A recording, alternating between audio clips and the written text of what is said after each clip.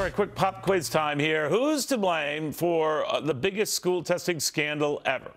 Is it A, the teachers, B, the students, C, the test itself, or D, well, Fox News? No, not Fox News. The answer will shock you. We, the jury, found the defendant guilty. It is the biggest school test scandal ever, and the students had nothing to do with it. To Fox News' Jonathan Seri in Atlanta with all the sordid details. Hey, Jonathan. Hi, Neil. Yeah, we're not talking about students in this cheating case, but educators. Up to 11 former Atlanta educators could face up to 20 years in prison because of the severity of the charges. Yesterday, a jury found 11 of the 12 defendants in this trial guilty of racketeering. The group includes teachers, a principal, and other administrators with the Atlanta Public Schools. Most were taken into custody immediately after the verdict was announced, led out of the courtroom in handcuffs. They're now locked up in local jails as they await a sentencing hearing on April 13. The judge had this explanation. I don't like to send anybody to jail. It's not one of the things I get a kick out of, but they have made their bed and they're going to have to lie in it. And it starts today. Prosecutors say the educators artificially inflated scores on a 2009 standardized test to obtain thousands of dollars in raises and bonuses for meeting local and federal benchmarks. According to the charges, some teachers gave students the correct answers while other teachers changed answers themselves on the tests. The result, prosecutors say, is that students in desperate need of remedial math or reading were simply advanced through the school system with no help. Former Atlanta Public Schools Superintendent Beverly Hall had also been indicted in the cheating scandal. She was supposed to face a separate trial at a later date, but last month she died from complications of breast cancer. 21 other former administrators and teachers with Atlanta Public Schools had pled guilty in connection with this case earlier on, pled guilty to lesser charges. Many of them worked out plea agreements with the prosecution, and many of them testified against the other defendants in this trial. Neil? Jonathan, thank you very much. Now, what if I told you this really has nothing to do with the teachers? Some people are actually blaming the test. Attorney Eric Usser says they're putting a lot of these teachers on a whole lot of pressure. Fellow attorney Deborah Blum says that's no excuse for what the educators did.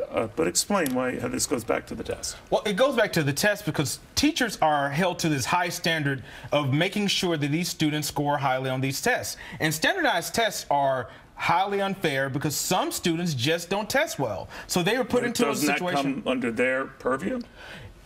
It comes under theirs and the parents, because everyone wants to blame the teachers, but if the parents don't send capable students who are paying attention, who are obeying their teachers, who are obeying authority to the school system, then the teachers have an uphill battle. All right, but we need some metrics, some means by which to judge the teacher's success or lack thereof, right? My mother's a retired New York City school teacher, and she always talked about the tremendous amount of pressure that the teachers and the administrators were under to have high standardized test scores.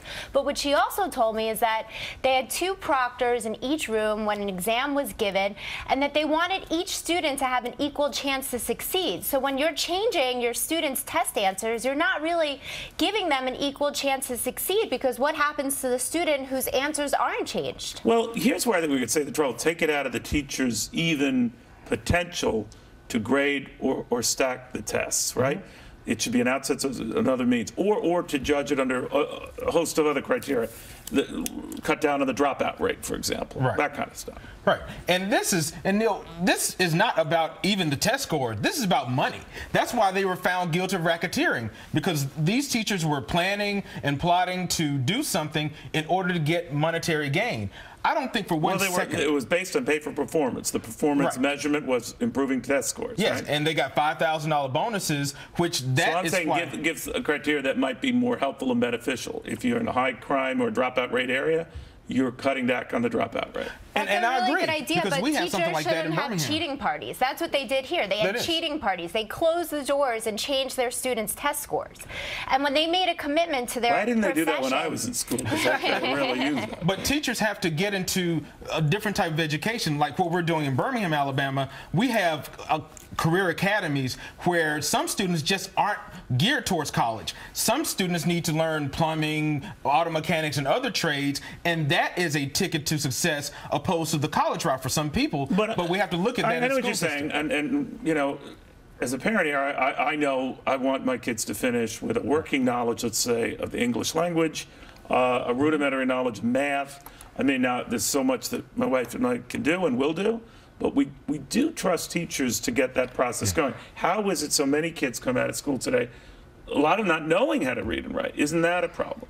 It is. It's a huge problem, but it comes down to nature versus nurture. Like Eric was saying before, you can't expect teachers. Well, he just threw the parents under the bus. Well, the parents, but some of it need to be thrown under the bus. That's true, but you know, teachers made a commitment to education, and they can only do the best that they can, but they can't change their students' test scores.